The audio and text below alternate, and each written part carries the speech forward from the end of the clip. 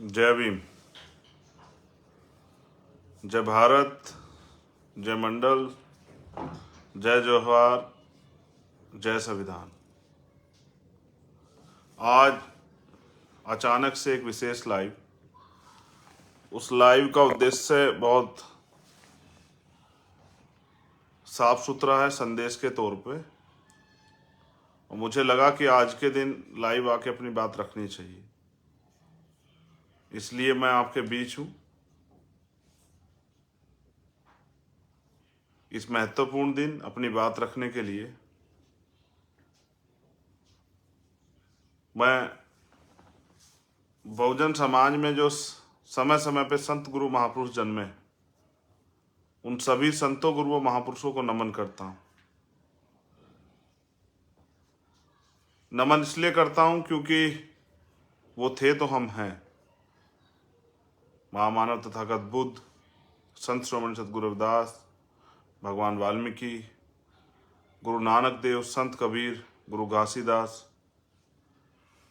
संत गाडगे जी महाराज, नारायणा गुरु, और जो सामाजिक परिवर्तन के हमारे नायक रहे, अग्रदूत रहे, उनको भी मैं आज के इस पावन दिन पे, ऐतिहासिक दिन पे नमन करता हूँ। राष्ट्रपिता ज्योतिबा फूले, छत्रपति साहू जी महाराज, पेरियर रामास्वामी नायकर, पेरेलल यादव, परम पूजनीय डॉक्टर बाबा साहब अम्बेडकर,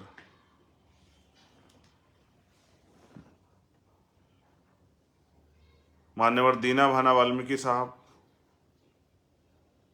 मान्यवर काशीराम साहब, बाबू जगदेव प्रसाद कुशवाहा, जननायक कपूरी ठाकुर, बाबू जगजीवन राम, महामना राम सुव वर्मा, सर छोटू राम महाराज सिंह भारती जी,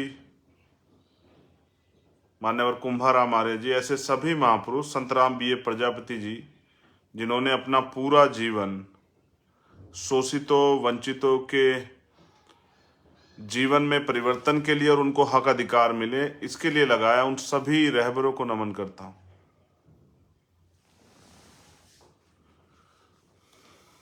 मैंने इनको नमन इसलिए किया क्योंकि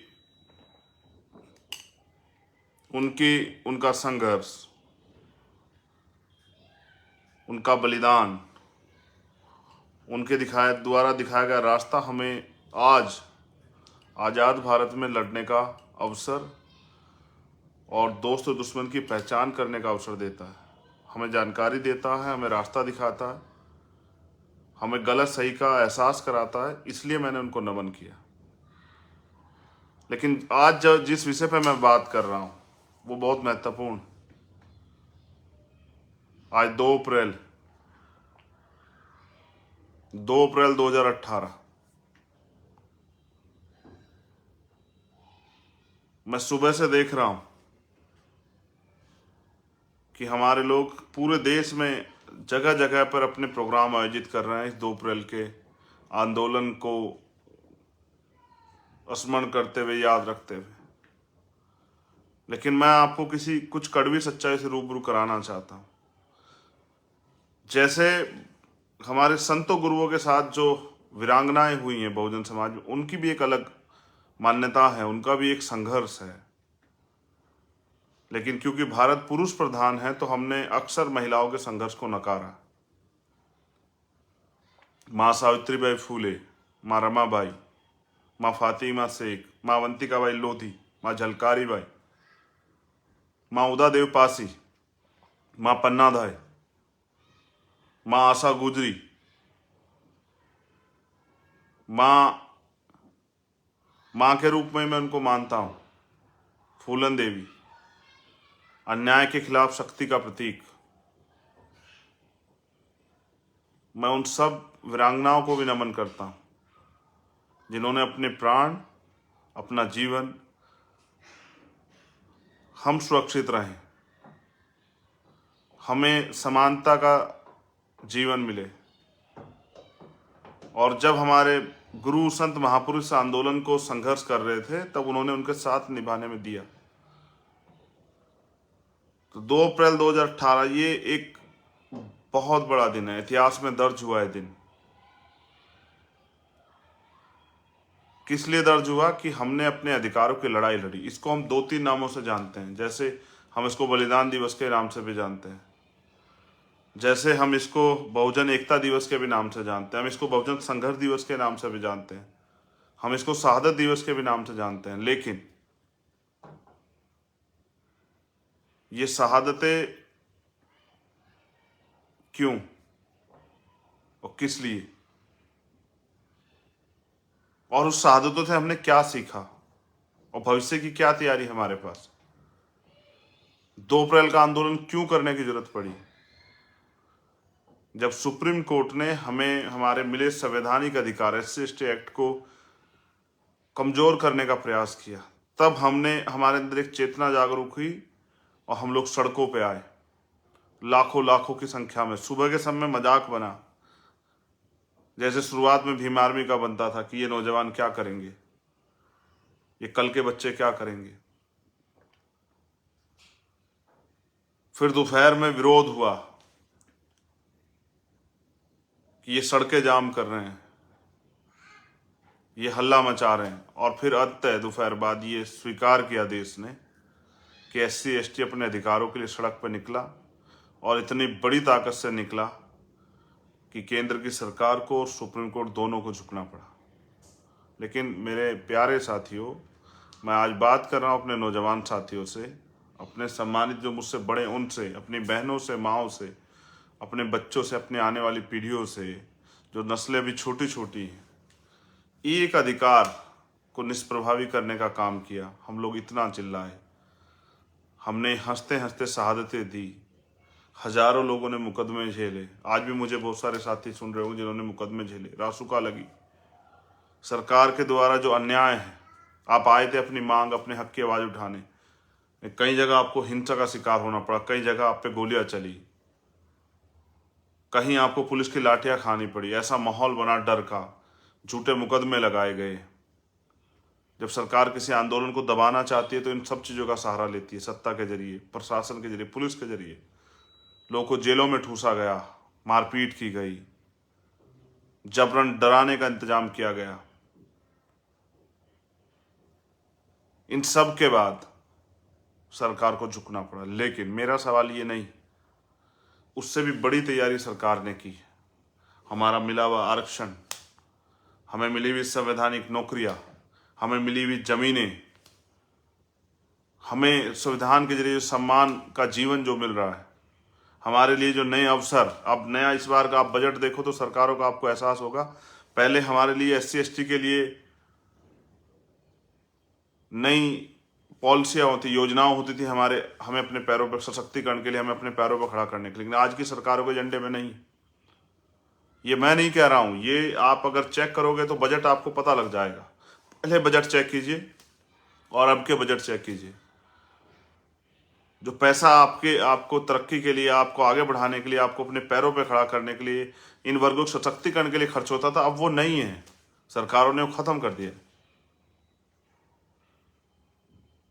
एक बार जाग के और फिर सो जाना ये अच्छा नहीं है। मगर मैं आपको सच्चाई ये बताता हूँ, जैसे इंडियन आर्मी की बात हम करते हैं, जब देश का कोई जवान सीमा पे शहीद होता है, हम लोग यहाँ बड़े भावुक होते हैं, उसको नमन करते हैं, उसके अंतिम यात्रा में शामिल होते हैं। लेकिन एक कड़वा सच ये भी है कि उसके कुछ दिन बाद ही हम उसे भूल जाते हैं। उसकी मूर्ति लगाते हैं, हम उसके नाम पे गेट बनाते हैं, स्कूल बनाते हैं, लेकिन उसकी शहादत तब जो है पूरी साबित हो जाती है जब उसके बच्चे, उस शहीद के बच्चे, जो उस बुनियादी सुविधाएं उनको मिलनी चाहिए संवैधानिक अधिकार कारण, उनके लिए वो दफ्तरों के चक्कर काटते फिरते हैं और उनकी कोई सुनवाई नहीं होती, और उनके काम कराने के नाम पर उनसे रिश्वत मांगी जाती है। और वो आज भी कई ऐसे परिवार आपको देखने को मिलेंगे। मैं बस आपको ये याद दिला रहा हूँ, शहादतें देनी पड़ेंगी। अगर आपको अधिकार चाहिए तो मांगने से नहीं मिलेंगे, उसके लिए आपको ताकत बनानी पड़ेगी। अधिकार, आज का जो समय है जब वो ताकतें जो लंबे समय से चाहती थी आप अधिकार मिल रहे हो, और वो आपके अधिकारों पे कब्जा कर ले, तब आपको और ताकत, इतनी फोर्स इकट्ठा करनी पड़ेगी कि आप उस अधिकारों को छीन सको। बाबा साहब अम्बेडकर ने भी कहा, जो अधिकार छीन गए हैं या जो छीन लिए गए हैं, उनको वो मांगने से नहीं मिलेंगे, उनको छीनना ही पड़ेगा। ये मैं नहीं कह रहा हूँ, ये डॉक्टर बाबा साहब अम्बेडकर कह रहे हैं। मैं आपको क्या याद दिलाऊं, क्या कितने परसेंट लोग ऐसे हैं जिनको याद है उन शहीदों के नाम, जिन्होंने इस अधिकार को बचाने के लिए अपने जीवन को हंसते हंसते निछावर कर दिया? क्या आप जानते हैं वो कौन से जिले में, कौन से प्रदेश में रहते हैं? क्या कभी इस आंदोलन के बाद कभी आप उनके परिवार से मिलने गए? आपने उनके आंसू पूछे? आपने उनकी कोई मदद की? आप उनके साथ खड़े हुए? फिर आपका क्या योगदान था? मेरी बात पे गौर करना। मैं जो कहता हूँ बहुत सोच समझ के कहता हूँ। आज उन जिन परिवारों से शहादतें हुई वो अपने लिए नहीं आए थे, वो अपने समाज के अधिकारों के लिए आए थे। व्यक्तिगत उनको फायदा नहीं था।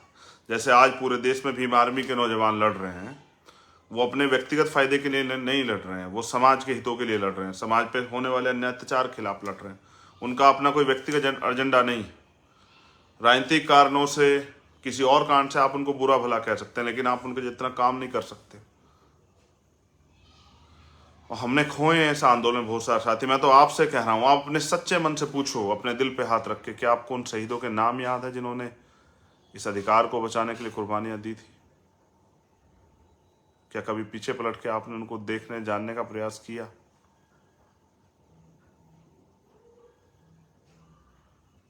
फिर कभी कोई अन्याय होगा, फिर कोई अधिकार छिनेगा, फिर बड़े पैमाने पर इकट्ठा होंगे, फिर सरकार जबरन जेलों में भेज देगी, मुकदमे लगा देगी, मारपीट करेगी, लाठी गोली सबका सहारा लेगी। फिर कुछ दिनों बाद हम उनको भूल जाएंगे जो इस आंदोलन में कुर्बानियां देंगे। आज भी ऐसे सैकड़ों लोग हैं जिनको हम भूल गए। आज भी ऐसे हजारों लोग हैं जिन्होंने संघर्ष किया, जिनको हम भूल गए। पता नहीं हम कितने नासमझ हैं कि हमेशा भूलते रहते हैं।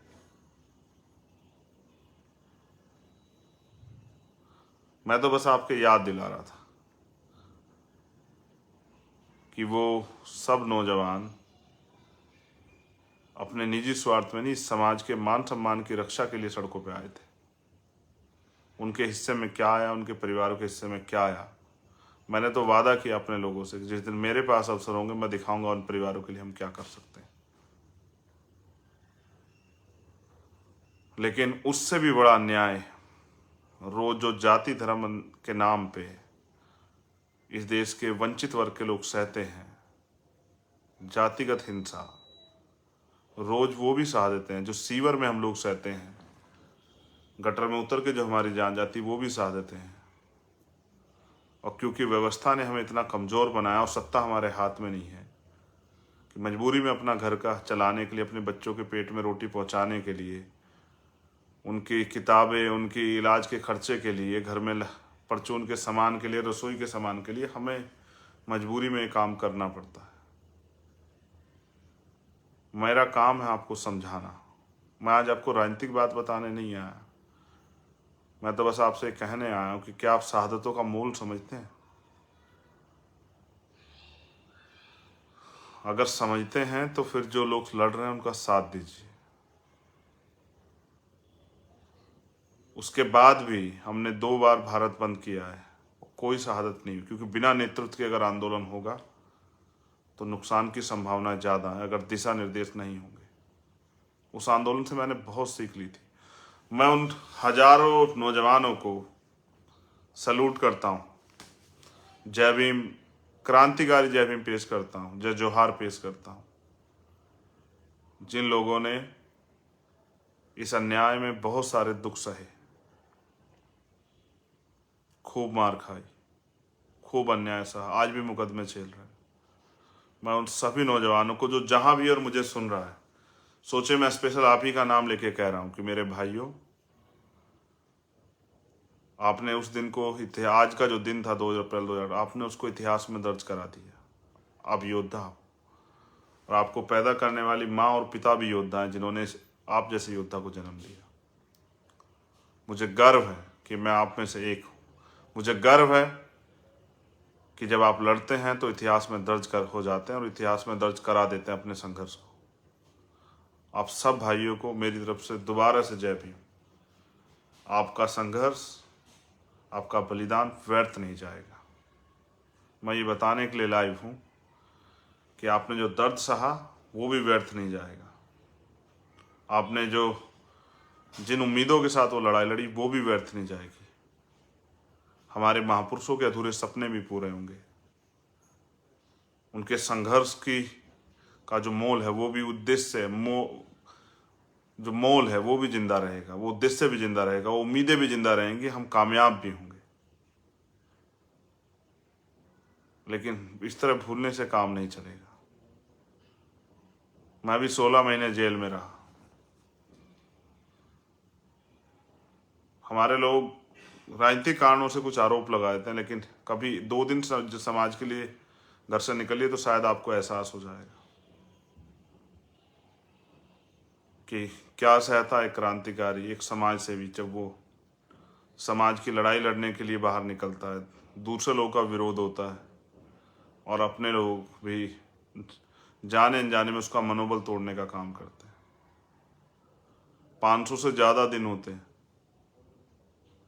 हर एक रात जेल की ऐसे गुजरती है जैसे लगभग 1 महीना हो। दिन के इंतजार में आंखों के रंग सूखे पड़ जाते हैं। मैंने वो जीवन जिया है। एक 6x10 की कोठरी में 16 महीने, इस उम्मीद के साथ कि और किसी के साथ ऐसा अन्याय ना हो, इसलिए लड़ना है। हमने प्रयास किया है हमेशा उस लड़ाई को आगे बढ़ाने का। आज मैं अपने संघर्ष से ज़्यादा आपके संघर्ष को, जो 2 अप्रैल 2018 में जिस भी साथी ने जितना जहाँ भी संघर्ष किया, मैं उनके संघर्ष को ज़्यादा बल देता हूँ। और मैं मानता हूँ कि आपका संघर्ष देखने लायक था। आपने इतिहास में रचा, आपने इस आंदोलन को इतिहास में दर्ज कराया। मेरी तरफ से आपको बहुत बहुत मंगल कामनाएं। हर उस भाई के लिए कह रहा हूँ जो कहीं भी था देश के किसी भी कोने में, और उसने इस समाज के लिए होने वाले और अपने स्वाभिमान सम्मान के संघर्ष की लड़ाई लड़ी। लेकिन फिर आपसे कह रहा हूँ कि इस तरह अगर आप शहादतों को भूल जाओगे तो फिर दोबारा से शायद कोई ईमानदार से लड़ने ना आए। तो जो लड़ रहा है उसका सम्मान कीजिए। मैं उनके लिए बोल रहा हूँ जो 2 अप्रैल 2018 के साथी। मेरा तो जीवन ही ये है, मेरे साथियों का तो जीवन ही है। उनके लिए तो हर दिन 2 अप्रैल जैसा, जब उनको खुद को साबित करना होता है हर लड़ाई में। आज भी कहीं ना कहीं भीम आर्मी के लोग आंदोलन कर रहे होंगे, जैसे मुंबई में, जैसे गुजरात में, जहाँ एक बहन के साथ अन्याय अत्याचार हुआ, उस कार्रवाई नहीं हो रही। कार्रवाई के नाम पे खाना पूर्ति हो रही। मैं भीम आर्मी के भी एक साथी को, जिनकी वजह से मैं हूँ, जो मेरा परिवार है,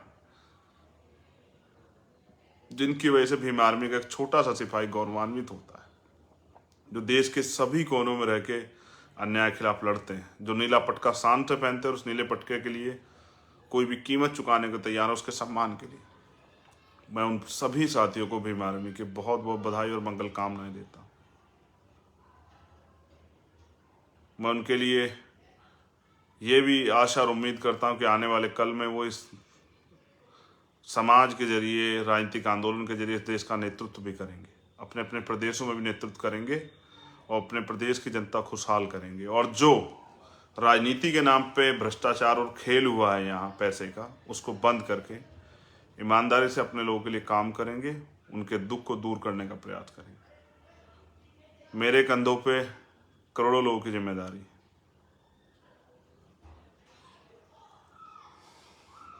जब मैं जाता हूँ कहीं तो उन बहनों के, माँओं के आंसू देख के अंदर तक हिल जाता हूँ।